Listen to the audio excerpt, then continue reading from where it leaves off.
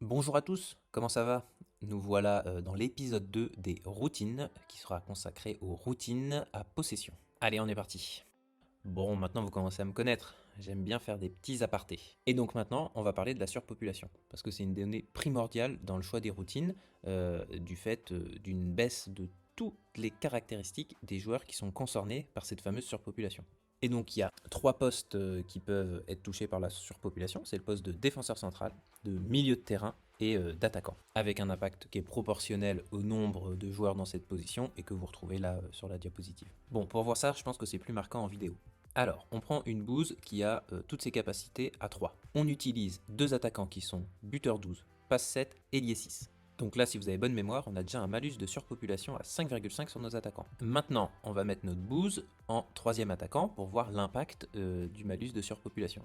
Et voilà, donc le fait de jouer à 3 attaquants avec une bouse, on perd en note d'attaque. Bref, gardez ça dans un coin de votre tête, on passe aux compositions à poste. Première composition à possession qu'on va développer, le 2-5-3.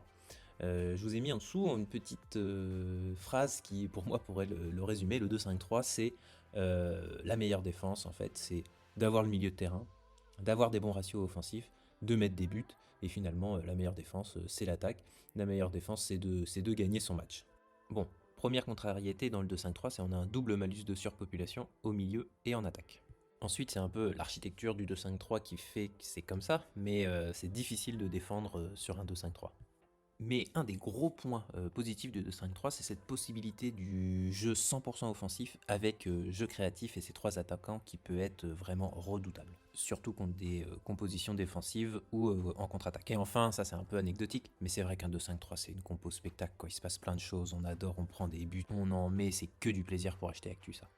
Alors, qu'est-ce que ça peut donner un 2-5-3? Je vous ai fait un exemple, et j'insiste bien, c'est un exemple, hein. Il faut évidemment s'adapter à son adversaire. Il y a autant de 2-5-3 que de matchs possibles, mais voilà un exemple avec un 2-5-3 un peu désaxé, qui défend une aile, qui pimpe un peu son milieu de terrain avec un ailier vers le centre. Et voilà une autre possibilité également, hein, qui défend un peu mieux, qui peut être plus intéressant contre un 4-5-1 par exemple. Mais voilà, bref, c'est des exemples, c'était pour vous montrer quelques compos.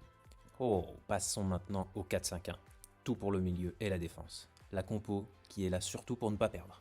On va retrouver les points négatifs un peu comme sur le 2-5-3, puisque là on a deux défenseurs centraux qui prennent un malus et les trois milieux centraux qui prennent un malus également.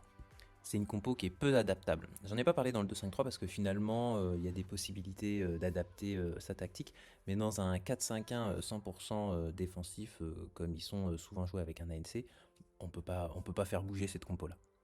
Ensuite, c'est une compo qui n'a pas d'attaque parce qu'en fait c'est une compo qui ne se concentre pour ses actions offensives que sur la spécialité de l'attaquant normal costaud. Donc vraiment ça c'est des points négatifs dans cette composition là. Et finalement, le seul point positif, c'est un peu l'inverse, c'est-à-dire qu'on peut jouer 100% def, donner le tout ce qu'on peut pour le milieu de terrain, booster à fond sa défense et se reposer que sur notre ANC qui, en vrai, plante énormément. Donc, si on peut regarder une petite compo, ça nous donne ça, assez classique. Alors après, les défenseurs latéraux peuvent être en défensif.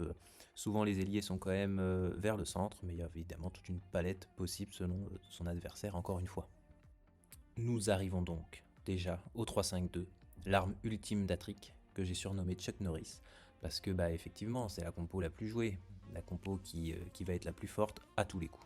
Bon, on retrouve quand même quelques points négatifs. On a le malus de surpopulation, mais il est que sur les milieux de terrain cette fois. Alors sauf si vous mettez deux défenseurs centraux, mais la plupart du temps il sera que sur le milieu de terrain, et un tout petit peu en attaque, mais à 5,5%, c'est pour ça que je ne l'ai même pas noté, c'est anecdotique. Mais ensuite, évidemment, le 3-5-2 brille par sa polyvalence avant le match. Un 3-5-2, vous pouvez en faire ce que vous voulez. Ça peut être une arme très défensive, ça peut être une arme très offensive. C'est vraiment un couteau suisse dans la trick. Tout le monde l'utilise, c'est indispensable. C'est une compo indispensable. En plus de ça, d'être polyvalente, elle est adaptable pendant les matchs. Selon l'évolution du score, vous pouvez vous transformer en 2-5-3 pour attaquer plus fort. Vous pouvez vous replier, vous pouvez tout faire. Avec un 3-5-2, vous pouvez tout faire. Bon, et pour le plaisir des yeux, je vous en ai mis quelques-uns, mais comme pour tout, vous avez compris maintenant, il faut surtout adapter sa tactique à son adversaire et aux prédictions que vous avez de votre adversaire. Je ferai peut-être un tout petit aparté sur le fait que souvent dans les 3-5-2, on booste un peu sa note de milieu de terrain avec des ailiers vers le centre, mais on y reviendra probablement dans d'autres vidéos. Alors, pour faire une synthèse, on va pouvoir dire que le 2-5-3, c'est une composition qui est faite pour gagner, que le 4-5-1, c'est une composition pour ne pas perdre, et que le 3-5-2, c'est une composition pour faire un petit peu les deux. C'est une vision très simpliste de ces trois routines et qui cache finalement une réalité bien plus complexe, mais qu'on aborde finalement en préparant ces matchs. Et pour finir, je vous ai mis en rouge les deux compositions à poste qui me paraissent indispensables à avoir dans ces routines pour aborder une compétition en U21.